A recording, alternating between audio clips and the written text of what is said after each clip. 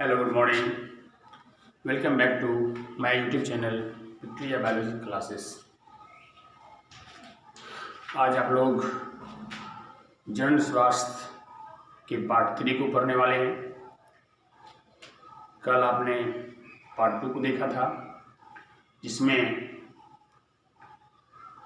जन्म कंट्रोल के जन्म नियंत्रण के दो विधि को देखा।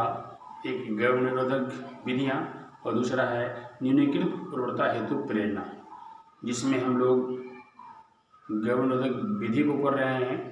उसमें दो विधि को हमने देखा था, यांत्रिक विधि और रासायनिक विधि, और आज हम उसके आगे गर्भ निरोधक विधियाँ के तीसरा और चौथा विधि को पढ़ेंगे। तब हमारा गर्भ निरोधक विधि खत्म होगा। उसके बाद बी नंबर में आएगा न्यूनीकृत हेतु प्रेरणा। बस आज वो टॉपिक पार्ट 3 में ये खत्म होने वाला है। जन्म कंट्रोल है ना, बर्थ कंट्रोल जो होता है वो खत्म होने वाला है। तो चलो आगे देखते हैं। और इसके पहले मैं आपको फिर से बता दूं कि जो बच्चे हमारा पार्ट 1 पार्ट 2 रिप्रोडक्टिव हेल्थ का नहीं देखें वो कृपया कर ना पार्ट 1 पार्ट 2 देखें, ताकि हर चीज़ एक टॉपिक एक एक लाइन समझ में आए। ठीक है, तो चलिए आगे देखते हैं। आज जो हमारा टॉपिक है वो है शल्यक विधियाँ। इसको हम कहते हैं सर्जिकल मेथड्स। इसमें ऑपरेशन करके बर्थ कंट्रोल को कम करने के नियम इसमें आते हैं। हाँ, तो आप लोगों ने देखा होगा कि खासकर विंटर सीजन में, शरद ऋतु में, ठंड के मौसम में हमारे सरकारी हॉस्पिटल, प्राइवेट हॉस्पिटल में परिवार नियोजन का जो ऑपरेशन होता है उसकी भीड़ लगी सी होती है। सैकड़ों महिलाएं है ना प्रत्येक साल कराती हैं, है ना। तो ये उसी चीज़ के बारे में आज पढ़ने वाले हैं। तो पुरुष भी कराते हैं। पुरुष तो हमारे समाज में कम कराते हैं, स्त्रियाँ बहुत ज़्यादा कराती हैं। ठीक है, तो हम दोनों चीज़ को पढ़ेंगे आज। तो सबसे पहले शल्यक विधियाँ है, सर्जिकल मेथड्स। इसके अंतर्गत जो चीर फाड़ के कर्म होते हैं मुख्य रूप से दो प्रकार के हैं। तो सबसे पहला इसमें आता है नर नसबंदी। नर नसबंदी जो कहते हैं मेल एस्टिलाइजेशन, या दूसरा नाम जो फेमस नाम है वेसेक्टोमी। और सवाल आपका यहीं से आता है, वेसेक्टोमी क्या है, नर नसबंदी है कि मादा नसबंदी है। तो आपका सवाल होगा वेसेक्टोमी नर नसबंदी है, क्योंकि कई एग्जाम में प्लस 2 के एग्जाम भी आ चुका है। आप लोग ध्यान देंगे वेसेक्टोमी क्या होता है, नर नसबंदी। इसमें क्या करते हैं, तो फिगर आप देखिए, ये टेस्टिस है, लेफ्ट राइट दोनों में ट्यूब है ना, नली है, और इसी नली को ऑपरेशन करके काट के दोनों और इधर भी और इधर भी बांध देते हैं, ताकि इसका जो है ना, इस टेस्टिस से जो सीमेंट निकली हुई ये ऊपर नहीं जाए और ना कि पेनिस में नहीं जाए, और संपर्क करने के दौरान इससे स्खलित वीर्य नहीं हो। ना स्खलित वीर्य नहीं होगा तो शुक्राणु उसमें प्रवेश नहीं करेगा। ठीक है, तो इस तरह से दोनों साइड कर दी जाती है, इसको काट के बांध दी जाती है ना। ये परमानेंट के लिए उम्र भर ये पुरुष का नसबंदी हो गया और ट्यूबटोमी वेसेक्टोमी कहलाया है। ठीक है, तो उम्मीद है समझ गए होंगे। आगे देखते हैं हमें मादा नसबंदी। मादा नसबंदी क्या होता है, फीमेल एस्टिलाइजेशन, जिसको बोलते हैं हम, दूसरा नाम है ट्यूबटोमी। बड़ी फेमस नाम है ट्यूबटोमी। कि ट्यूबटोमी मादा नसबंदी हुआ या नर नसबंदी हुआ, इसमें बोलेंगे मादा नसबंदी, क्योंकि जैसे ट्यूबटोमी आएगा तैसे मादा नसबंदी समझेंगे, और नर नसबंदी में वेसेक्टोमी। ये सवाल यही सब्जेक्टिव क्वेश्चन बनता है ना। मादा नसबंदी क्या हुआ, ट्यूबटोमी या वेसेक्टोमी, आपको बोलना है ट्यूबटोमी। और ट्यूबटोमी हो गया, लेकिन इसके ऑपरेशन जो होते हैं ये 3 तरह से इसका होता है। उसमें एक है ट्यूबटोमी जो फेमस है काफ़ी, लेकिन इसके अलावा भी डॉक्टर और तरह तरह के भी ऑपरेट करके है ना इसको बर्थ कंट्रोल को करने के तरीके महिलाओं में अपनाते हैं। तो उसमें से सबसे पहला है ना ओवेक्टोमी, है ना। ओवेक्टोमी क्या होता है, ओवरी मीन्स अंडाशय होता है। इसमें क्या होता है, संपूर्ण अंडाशय को हटा दिया जाता है ऑपरेशन करके। बस संपूर्ण अंडाशय हट गया, बस उसमें अंडाशय नहीं रहेगा तो फिर आगे प्रक्रिया तो कुछ हो ही नहीं सकती है, इसलिए महिलाएं प्रेग्नेंट नहीं होगी। ठीक है, तो एक हुआ संपूर्ण अंडाशय काट के हटा देते हैं, ये कहलाएगा ओवेक्टोमी कहलाएगा। और ट्यूबेक्टोमी क्या होता है, फैलोपियन ट्यूब जो नली है, देख रहे हो महिलाएं के यहाँ बना हुआ है, और ये जो ट्यूब है इसी को काट के हटा देते हैं, है ना, और दोनों से इस तरह से इसमें बांधे तो उसी तरह इसमें दोनों साइड बांध देते हैं। तो फिर क्या होगा कि संपर्क, मान लीजिए संपर्क अगर पेनिस विड़ी गया, पेनिस किया, उसके बाद शुक्राणु गया, इसके द्वारा यहाँ तक आएगा, लेकिन इसके नीचे इधर नहीं आएगा, ना ये अंडाशय में जाएगा, ना फीमेल कैच करेगा, और ना यूट्रस में जाएगा, डेवलपमेंट होगा। तो इस तरह से हम ट्यूबेक्टोमी के अंतर्गत फैलोपियन ट्यूब को ही हटा देते हैं, है ना। इस तरह से हमने देखा कि ट्यूबेक्टोमी जो है फैलोपियन ट्यूब को हटाते हैं। तीसरा आता है ट्यूबल लाइगेशन, जिसमें फैलोपियन ट्यूब को लेप्रोस्कोपिक सुई टाइप का होता है ना, बड़ा सा यंत्र टाइप का होता है, सुई बड़ा होता है, उसी टाइप दिखता है, लेप्रोस्कोप की सहायता से उसको अवरुद्ध होने जाम कर देते हैं, इसको दाब दी जाती है, मीन्स जैसे इसको काट दिए, इसमें चिपका दी, बांध दी जाती है कस के, है ना, अवरुद्ध कर देते हैं, रुकावट कर देते हैं।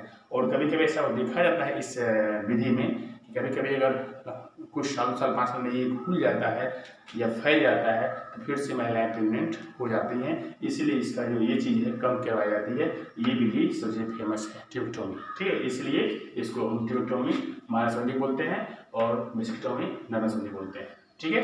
अब आगे नेक्स्ट टॉपिक हमारा है, ये तो शल्यक विधि आपने देख लिया, फिगर भी आप यहाँ देख सकते हैं, फिगर आपको बनाना जरूरी है, बना सकते हैं, ठीक है। उसके बाद है प्राकृतिक विधि। अब एक ऐसी विधि है नेचुरल मेथड्स, इसमें कोई यांत्रिक विधि के अंदर कोई औजार नहीं है, और ना इसमें कोई दवाई है, ना कोई मेडिसिन है ना, कोई तत्व नहीं इसमें आप अपने आप सामंजस्य के समझौता, है ना, समझदारी, है ना, ये सब विधि इसमें आएगी। कि प्राकृतिक विधियां नेचुरल मेथड्स में क्या है, तो इसको कई तरह से हम समझ सकते हैं। तो सबसे पहले तो परहेज आता है। एब्स्टिनेंस परहेज मीन्स जब महिलाएं प्रेग्नेंट हो सकती हैं, ये समय ऐसा चल रहा है तो हमको परहेज करना पड़ेगा उससे। हमें क्या है, साथ नहीं रहना है, कुछ अलग रहना है ना, अलग छूना है। तो इस तरह से हम अगर हम परहेज करेंगे इस चीज़ से तो भी इस चीज़ से हम बच सकते हैं। उसके बाद दूसरा है संभोग क्रम भंग, क्वाइटस इंटरप्टस, संभोग क्रम भंग करना। अब क्या है, जब हस्बैंड वाइफ संपर्क कर रहे हैं और ऐसी स्थिति आती है जब विड़ी पेनिस के द्वारा विड़ी जो है वो अस्खलित होने लगता है, होने के कगार पर होता है, उस समय पुरुष को चाहिए कि अपने पेनिस को बाहर निकाल दें, ताकि जो शुक्राणु जो है वो बाहर आ जाए, बाहर निकल जाए और महिला की योनि में अंदर प्रवेश नहीं करें। इससे भी प्रेगनेंसी नहीं हो सकती है और ये जन्म कंट्रोल करने में, है ना, ये मदद मिल सकता है। तीसरा जो है सामंजस्य विधियाँ, जिसको रिदम मेथड्स बोलते हैं।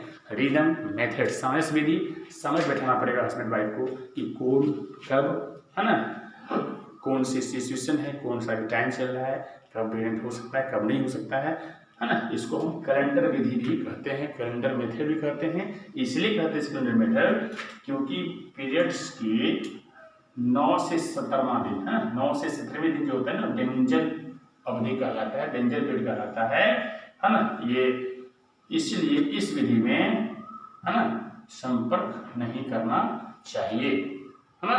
और बाकी जो अवधि होगी, इसके बाद की अवधि होती है, पहले 2, 4, 5 दिन, से मान लीजिए 5 दिन तक पीरियड चला तो, है ना, 5, 6, 7, 8, 9, उसमें भी आपका ये क्या कहते हैं सिम्पटम कहलाएगा, उसमें भी प्रेगनेंसी नहीं हो सकती है।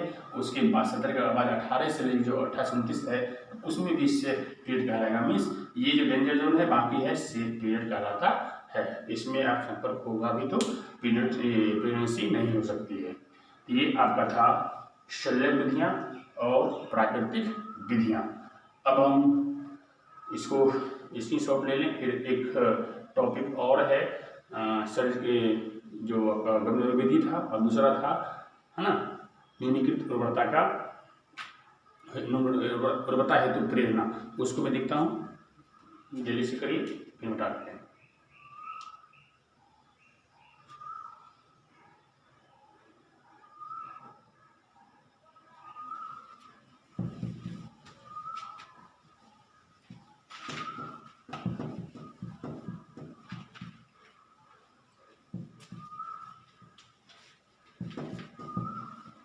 अब बी नंबर आपको आता है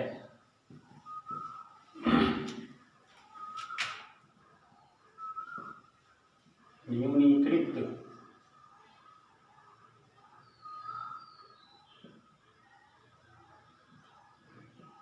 हेतु प्रेरणा है ना। न्यूनीकृत उर्वरता भी है ना, न्यूनीकृत उर्वरता हेतु प्रेरणा, इसको बोलेंगे मोटिवेशन फॉर एडिशन फर्टिलिटी।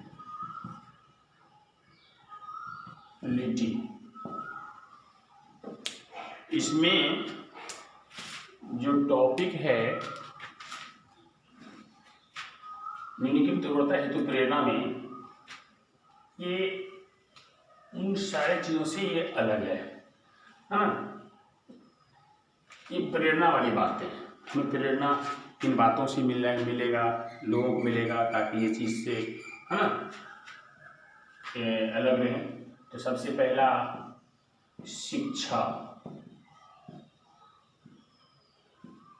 शिक्षा, अब देखा गया है कि पढ़े लिखे लोग, शिक्षित लोग की संख्या, घर में बच्चों की संख्या कम रहती है।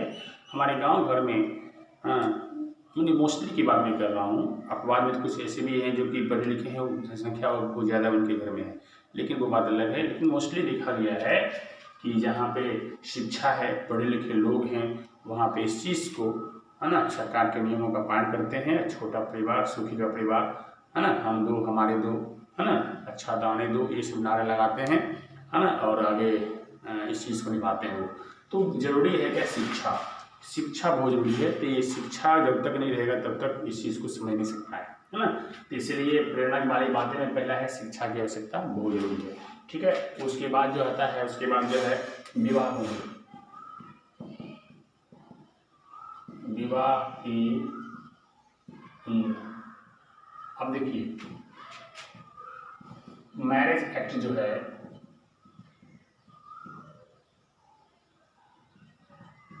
1978 में भारत सरकार एक नियम एक्ट बनाई थी, जिसमें एक निर्धारित किया गया था कि गर्ल्स की जो है 18 वर्ष में वो बालिग होगी, एडल्ट होगी है ना, 18 वर्ष के बाद ही शादी हो सकती है। और बॉय में जो है 21 साल है ना, ये तय किया गया है। 18 साल लड़का, 18 साल का ही लड़की और 21 साल का लड़का जब हो तब वो बालिग होता है, तब वो शादी के लायक हुआ। अब ऐसा इसलिए किया गया है क्योंकि 13 से 16 वर्ष में ही पुरुष जो है ना वो परिपक्व मैच्योर हो जाता है, ठीक है। अब लड़कियां जो होती है 11 से 14 इसमें हो जाती है। अब यहाँ पे अगर इस समय इसकी शादी कर दी जाए, ये माँ बन सकती है, ये पिता बन सकता है, तो कम से कम अगर ये दो इसके जगह पे ये कर दिए हम, तो कम से कम इसमें 7 साल से लेके 5 साल से ना 4 साल लेके 9 साल, 4 साल से 7 साल, 4 साल 7 साल तो जन्म की जो अवधि होती है वो तो कम जाएगी, और कम जाएगी तो हो सकता है ये बच्चे की संख्या घट जाए। तो इस तरह से ये नियम लाया गया है। उसके बाद आपको पता है उस तरह से पुरुषों में 13 से 16 है, 13 से 16 है, तो इसमें भी अगर 21 कर दिया जाए, इसमें भी देखिए दूरियाँ बढ़ जाती है। इस चीज़ को भी ठीक कर सकते हैं, इससे भी ये बचा जा सकता है। उसके बाद आपको आता है